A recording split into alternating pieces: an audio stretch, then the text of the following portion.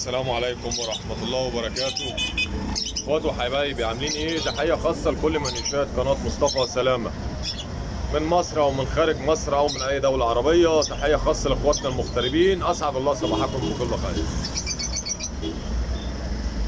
ما تنساش لو عجبك الفيديو دوس لايك، ولو اول مرة تشوف القناة ادعمنا باشتراك.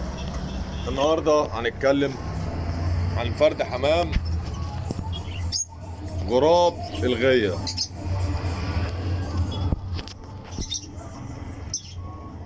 اللي هو المسود يا جماعة. الفرد الحمام المسود بيختلف كل فرد طبعا عن الآخر على حسب العين، الصحة، الريش، الضوافر. واللي خلاني اتكلم اللي انا النهارده شاري قص مساويد، بس هدخلهم صيانة الأول. بس حبيت اوريهم لكم واقول لكم ايه هي المميزات اللي عجباني قوي في التيرا. يلا بينا. لحظة واحدة.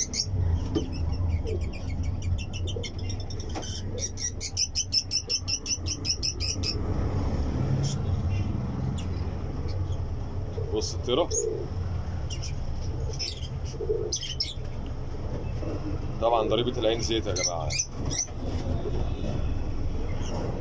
العظم خارج مع النافوخ.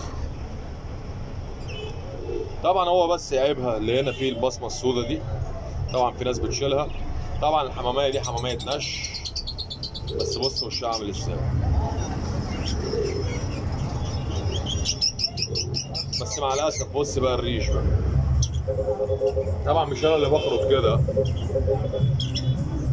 مع العلم انا خافف الحمام، بس لما بيجي فرد حمام بيعجبني بشتريه.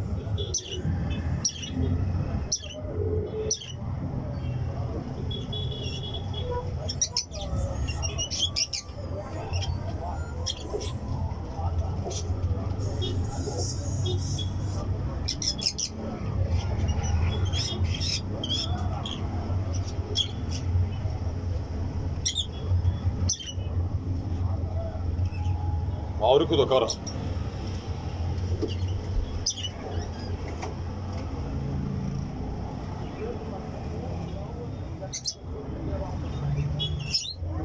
وعاوزكم انتوا تقولوا انا ولا اعلى، العازب ولا الطيره.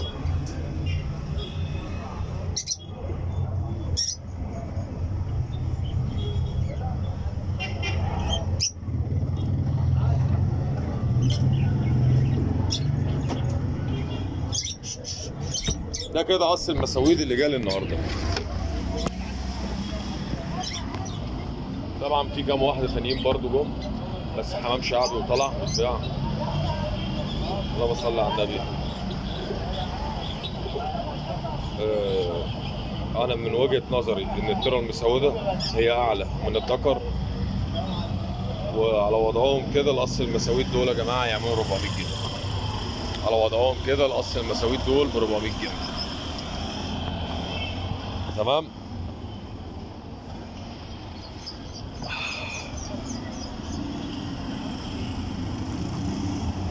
التيرا دي لو ترجع بريشها وتترمى كويس هي لوحدها ب 400 جنيه وب 500 جنيه.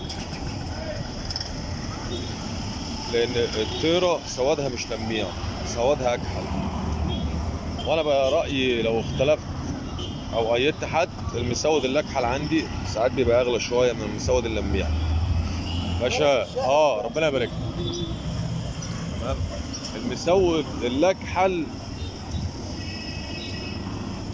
اسود، هو اسود مسود، غير السواد اللميع قوي. السواد اللميع قوي ده بتاع العنبره،